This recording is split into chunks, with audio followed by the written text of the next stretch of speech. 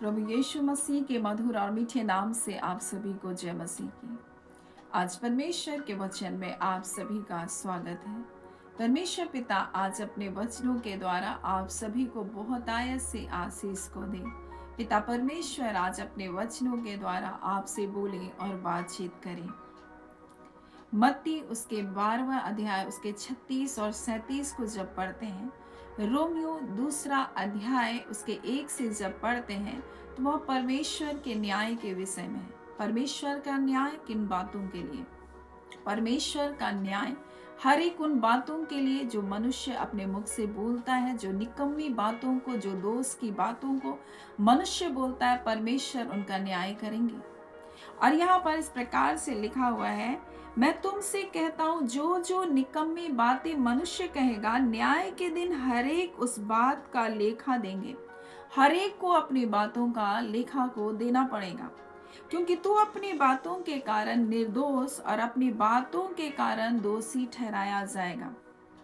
मेरे प्रियो, और कई बार हम बातों को करते हुए बड़े हल्के में ले लेते हैं, और परमेश्वर का वचन हमें बड़ी स्पष्टता से बताता है कि हर एक को जो बातें वो कहता है, निकम्मी बातें, उसका लेखा देना पड़ेगा। आज बड़े आसानी से लोग एक दूसरे के ऊपर दोष लगा देते हैं, और अब तो बड़ा फैशन हो गया, मुझको ऐसा लगता है कि लोग एक दूसरे को इस मीडिया के माध्यम से, ऑनलाइन के माध्यम से लोग एक दूसरे की गलतियों को निकालने में, एक दूसरे के दोष को देखने में लगे हुए हैं। मेरे प्रियो, परंतु परमेश्वर का वचन कहता है हर एक को अपनी बातों का, जो निकम्मी बातें वो कहता है, उनका लेखा देना पड़ेगा। हम इन बातों के प्रति बहुत सावधान हो, हम इन बातों के प्रति बड़े सचेत हो, क्योंकि परमेश्वर का वचन कहता है जो बातों में आप दूसरों पर दोष लगा रहे हैं, उन्हीं बातों में आप भी दोषी ठहराए जाएंगे। मेरे प्रियो, और हम में से कोई भी सिद्ध तो नहीं है, हम में से कोई भी तो इतना सिद्ध नहीं है कि हम मसीह के जैसा हो गए हैं। हम सिद्धता की ओर बढ़ रहे हैं, हम सिद्धता में बढ़ रहे हैं, और हम में से प्रत्येक में त्रुटियां हैं, कमियां हैं, खामियां हैं, और हम उन बातों में अपने जीवन में काम को कर रहे हैं। आप भी उन विश्वास में आप बढ़ रहे हैं और अपने जीवन में उन त्रुटियों को, उन खामियों को अपने जीवन से दूर कर रहे हैं। और मसीह जीवन तो यही है मेरे प्रियो, क्या मसीह की स्वरूपता में हम अंश अंश करके हम बदलते जा रहे हैं। जब से हमने मसीह के ऊपर विश्वास किया, उस समय से हम जब अपने जीवन को देखते हैं, तो हम देखते हैं कि कई बदलाहट हमारे जीवन में आया, कई चीजें हमारे जीवन में आई। परंतु आज मेरे प्रियो, सबसे बढ़कर हमें ध्यान देना है कि हम क्या बोलते हैं, हम कैसे बोलते हैं, हम दूसरों के जीवन का हम कैसे न्याय करते हैं। कहीं हम दोष लगाने वाले तो नहीं हैं, कहीं हम किसी के जीवन की गलतियों को देखने वाले सिर्फ तो नहीं हैं, क्योंकि जिन जिन बातों के प्रति हम दोष लगाते हैं दूसरों पर, वही दोष हमारे जीवन में भी आएगा। और यहाँ इसलिए लिखा है, तू अपनी बातों के कारण निर्दोष और अपनी बातों के कारण दोषी ठहराया जाएगा। आज हम अपने जीवन को देखें, कहीं हम अपने जीवन में खुद को तो दोषी नहीं ठहरा रहे। जब हम किसी के जीवन का न्याय नहीं करेंगे तो हमारा भी न्याय नहीं होगा। जब हम किसी के जीवन पर दोष नहीं लगाएंगे तो हम भी दोषी नहीं ठहराए जाएंगे। और इसलिए तो प्रभु की प्रार्थना में यही सिखाती है, जैसे हम दूसरों के अपराधों को क्षमा करते हैं, वैसे हमारे अपराध भी क्षमा किए जाएंगे।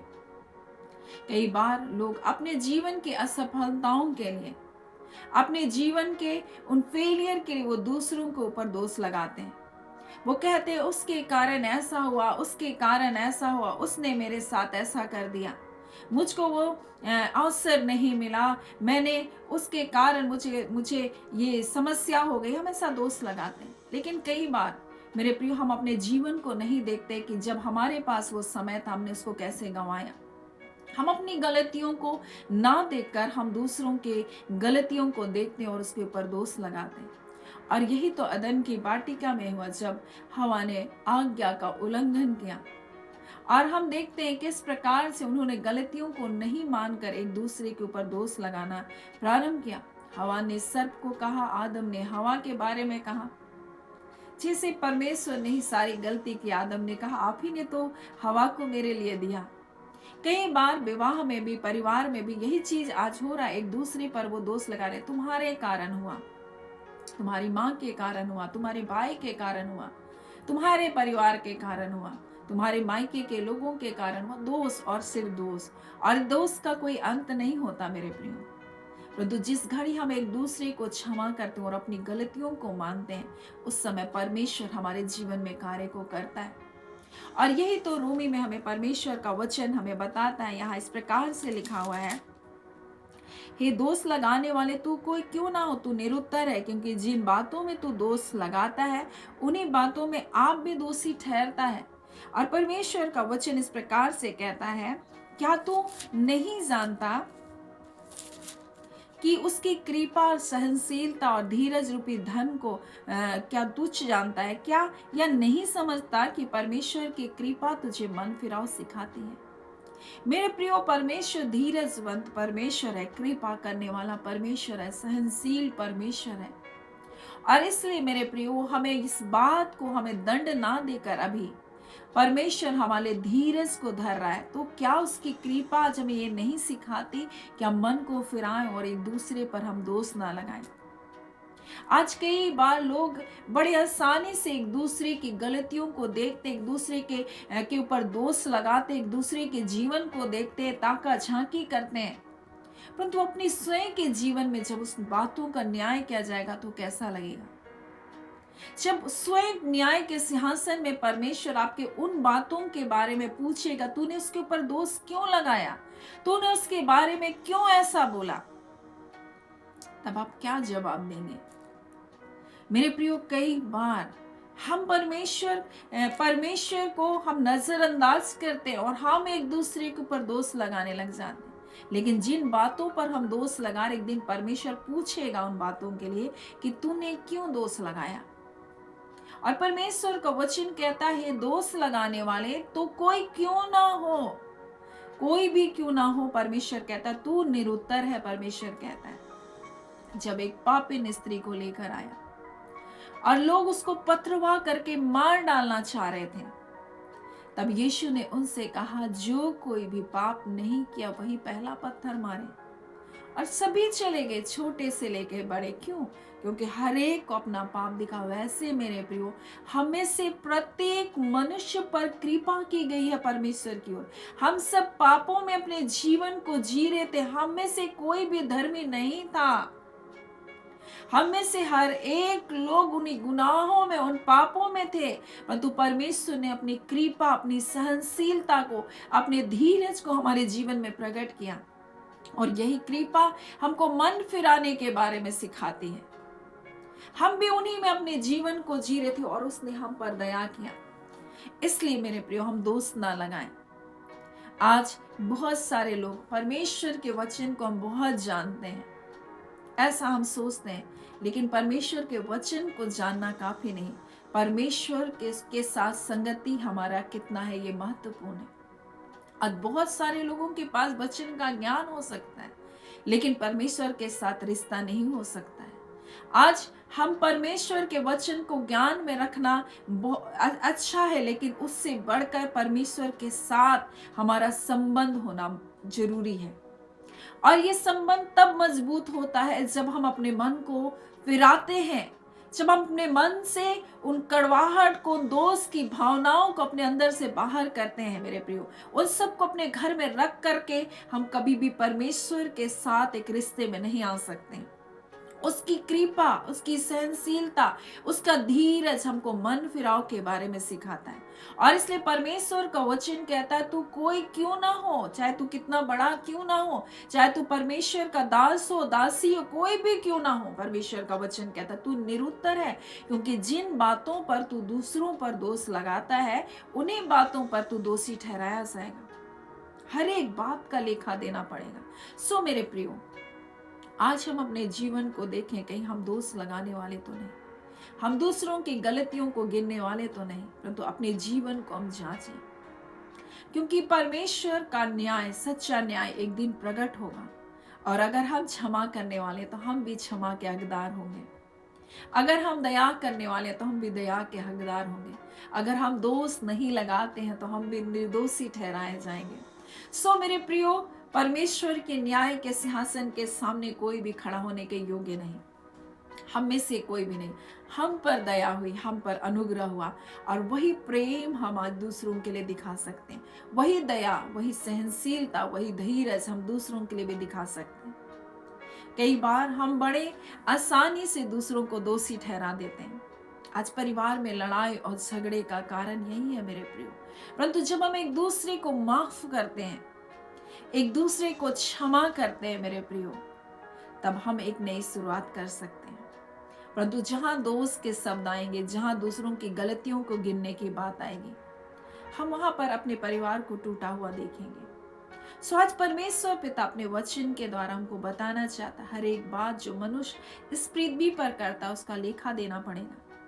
जब आप अपनी पत्नी को गंदी बातों से आप उसके बारे में बोलते हैं, और जब परमेश्वर आपका न्याय करेगा, तो क्या आप उन बातों में खरे निकलेंगे?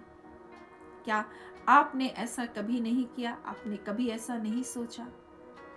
मेरे प्रियो, जब आप अपने परिवार के बारे में, अपने पति के बारे में गलत बातों को बोलती हैं, तो क्या आप, जब परमेश्वर आपका न्याय करेगा, तो क्या आप उन बातों में खरे निकलेंगे?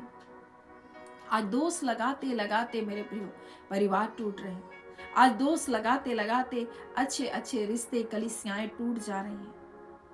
लेकिन मेरे प्रियो, जब परमेश्वर न्याय करेगा, सच्चा न्यायी परमेश्वर है, आपके हर एक बात का लेखा लेगा, तब क्या हम उस न्याय के सिंहासन पर खड़े हो सकेंगे?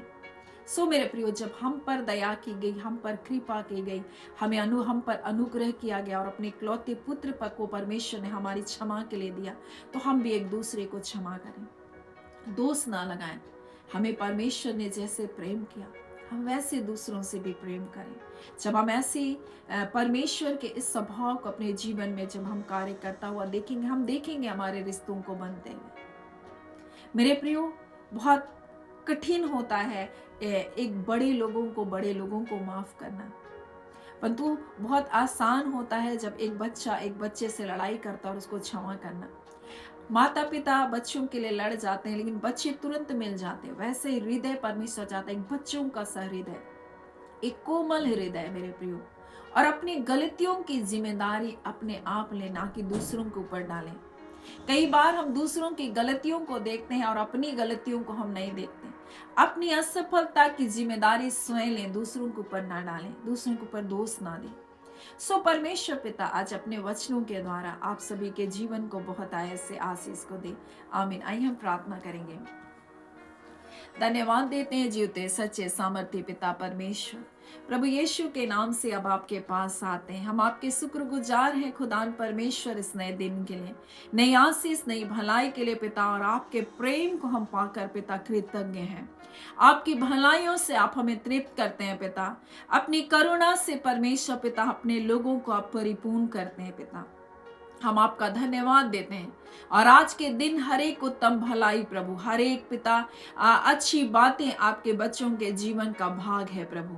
कोई दुख नहीं, कोई निराशा नहीं, कोई हताशा नहीं, कोई चिंता नहीं प्रभु, क्योंकि पिता आप अपने बच्चों का ध्यान रखते हैं पिता, और अपने बच्चों के सुधि रखते हैं। हर प्रकार का अन्यथा बोझ जो मनुष्य उठाए फिर रहा है प्रभु, दोष की भावनाओं का बोझ, हाँ पिता, चिंताओं का बोझ प्रभु जी, लोगों की बातों का बोझ, आज ऐसे सारे बंधन यीशु के नाम से तोड़े जाएं। खुदान परमेश्वर, हम इस घड़ी प्रार्थना करते हैं पिता, जितने लोग परमेश्वर पिता, जब लोगों ने दोषी ठहराया, उस दोष की बातों को सुनकर प्रभु उनका जीवन प्रभु जी आज पिता निराशाओं के बंधन में है, परंतु आज ऐसे सारे बंधन तोड़े जाएं। आपके लोग परमेश्वर दोष की भावनाओं से मुक्त हो पिता। हाँ पिता, जब उन्होंने कोई गलती की प्रभु, अपनी गलतियों को स्वीकार करने वाले हों, हाँ पिता परमेश्वर प्रभु जी, ताकि प्रभु उस दोष से वो मुक्त हो सके, क्योंकि पिता आज भी आपकी कृपा, आपकी धीरज, आपका सहनशीलता आपके लोगों को आपके पास लौट आने के लिए कहता है, मन फिराने के बारे में कहता है पिता परमेश्वर। और ये समय आज आपने अपने लोगों को दिया है खुदान परमेश्वर, ताकि वो दोष मुक्त जीवन को जिए। हम आपके सामर्थी पवित्र हाथों में आपके प्रिय बेटे बेटियों को, बुजुर्ग माता पिताओं को, प्रभु जी छोटे बच्चों को, मेरे प्रिय भाई बहनों को आपके हाथों में देते हैं। खुदा नबा परमेश्वर, ये ऐसा जीवन को जिए मानो प्रतिदिन परमेश्वर ये नित्य भोज में हो पिता, एक आनंदित, एक हर्ष से भरा हुआ जीवन को जिए। आपकी अद्भुत शांति इनके जीवन का भाग होने पाए। कोई भी बातें इनके जीवन में परमेश्वर घर करने ना पाए, किसी की आलोचनाएं इनके जीवन में राज्य करने ना पाए। हर एक राज्य करने वाली बातें जो पिता परमेश्वर आपके स्थान पर परमेश्वर कड़वाहट के रूप में, निराशा के रूप में, दुख के रूप में इनके हृदय में राज्य कर रही है, आज हर एक वो बातें इनके जीवनों से निकाली जाए प्रभु, और आपकी अद्भुत शांति आपके लोगों के हृदय में परिपूर्ण होने पाए। अब आप परमेश्वर, हम इस घड़ी प्रार्थना करते हैं पिता, जितने लोग रोग दुख बीमारी में हैं, तकलीफों में, कर्जों में है पिता, क्लेशों में, आज यीशु के नाम से प्रभु जी उनके पिता आपके नाम के द्वारा वो छुटकारे को पा रहे प्रभु, आपके नाम के द्वारा हम पिता ये जय को पा रहे। यीशु आपके नाम में जय है प्रभु। आज यीशु आपके नाम के द्वारा हर एक बीमारियों के बंधन तोड़े जा रहे हैं, हर प्रकार के कर्ज के श्राप के नीचे जो ये पाए जाते वो बंधन तोड़े जा रहे हैं। खुदा नबा परमेश्वर प्रभु जी, आप कहते हैं परमेश्वर मैं तुम्हारे भटक जाने की आदतों को सुधार दूंगा। हाँ पिता, जो लोग भटक रहे हैं अपने जीवन में परमेश्वर, हाँ पिता, मारे मारे फिर रहे परमेश्वर, स्थिरता नहीं है प्रभु जी, आज उनके जीवन को अपने निकटता में अपना रहे प्रभु, आपका धन्यवाद देते हैं, और एक स्थिरता का जीवन आप प्रदान कर रहे हैं पिता, आपका धन्यवाद देते हैं। खुदा जितने एग्जाम्स को दे रहे हैं, इंटरव्यू को दे रहे हैं पिता, आज के दिन परमेश्वर उसमें एक बड़ी सफलता को पाए। खुदा परमेश्वर और बेस्ट जॉब पाकर प्रभु जी आपके नाम की महिमा करने पाए। जितने बच्चों का एग्जाम हो रहा है पिता, कॉलेज का, स्कूलों का, परमेश्वर अन्य संस्थाओं का, एक एक बच्चे प्रभु उनमें हाँ पिता एकाग्र चित्त मन को दीजिए और स्थिर हृदय को दीजिए परमेश्वर, ताकि अपने एग्जाम को लेकर वो आपके नाम की महिमा करें, उन सफलताओं को पाकर आपके नाम की महिमा करें। उत्तम स्वास्थ्य देकर रखे प्रभु हर एक बच्चों को, मौसम के गड़बड़ी से आप बचाइए पिता, छोटे छोटे बच्चों को, नवजात बच्चों को आपके हाथों में देते हैं पिता, जितने गर्भ में पल रहे बच्चे हैं प्रभु उनको आपके हाथों में देते हैं, सही समय पर सुरक्षित प्रवास के द्वारा पृथ्वी पर आए और उन बच्चों के द्वारा भी आपके नाम की महिमा होने पाए। अब आप खुदान परमेश्वर, जिनको संतान नहीं है प्रभु, हम उनके लिए प्रार्थना करते हैं परमेश्वर पिता, जिन बहनों ने अपने परिवार के लिए, अपने बेटी के लिए, अपने परिवार के बच्चों के लिए प्रभु प्रार्थना निवेदन दिया है पिता, हम सभी के लिए प्रार्थना करते हैं, उनके मन की इच्छाओं को पूरा करें। खुदा आप मनोरथों को पूरा करने वाले परमेश्वर हैं, और पिता उनके मन की इच्छा के अनुसार संतान को देकर उनके जीवन को आशीषित कीजिए। हर प्रकार की गड़बड़ी को, हर प्रकार की रुकावटों को, जो गर्भ धारण में परमेश्वर रुकावटें होती है, ऐसे सारे बंधन टूट जाए यीशु आपके नाम के द्वारा। खुदान परमेश्वर, हम प्रार्थना करते हैं, अपने लोगों को इसी घड़ी छू लीजिए प्रभु, अपने लोगों को इसी घड़ी स्पर्श कीजिए पिता परमेश्वर। हर एक परमेश्वर डिप्रेशन, अंधकार के सारे कार्य प्रभु जो परिवार के विरुद्ध में शैतान करता, उनकी सारी योजना यीशु नासरी के नाम से इसी घड़ी विफल होने पाए। परिवार के विरुद्ध में अंधकार की सारी शक्तियां इसी घड़ी यीशु आपके नाम के द्वारा कैद किया जाए। इसी घड़ी हर एक प्रकार का अंधकार का कार्य जो आपके लोगों को आपकी उपस्थिति से, आपके प्रेम से, आपके पिता परमेश्वर प्रभु जिन भलाइयों से दूर लेकर जाता है, ऐसे सारे अंधकार के कार्य प्रभु यीशु के नाम से निष्फल होने पाए। खुदावन प्रभु, हम आपका धन्यवाद देते हैं पिता, आपके पवित्र लहू में एक प्रिय जनों को ढांपे रखें, अपनी सुरक्षा के बारे में रखें। आपके प्रिय दास दासी जो आत्मा सच्चाई से आपके वचनों की सेवकाई कर रहे हैं प्रभु, हाँ पिता परमेश्वर, नाश होती आत्माओं के लिए बोझ के साथ जो कार्य कर रहे हैं पिता, हर एक के जीवन को परमेश्वर अपने नाम की महिमा के निमित्त आप बढ़ाएं। और खुदान परमेश्वर, हर प्रकार का विरोध, हर प्रकार का बखेड़ा, हर एक प्रकार का दोषारोपण की आत्माएं हाँ पिता आपके लोगों के जीवनों से दूर होने पाए, और परमेश्वर आपकी ओर ताकते हुए प्रभु जी अपने कार्य को बड़ी सिधाई और सच्चाई के साथ हम करते जाएं। ऐसा अनुग्रह प्रदान कीजिए। हम सब अपने आप को आपके हाथों में समर्पित होते हैं पिता, आपके प्रिय जनों को आपके हाथों में समर्पित करते हैं, और एक एक मेरे प्रिय व्यूअर्स भाई बहनों को आपके हाथों में देते हुए प्रार्थना धन्यवाद के साथ यीशु के नाम से मांगती हूँ। दया सुने अनुग्रह से ग्रहण कर लीजिएगा, आमीन। परमेश्वर पिता आप सभी को बहुत आयत से आशीष को दे, आमीन।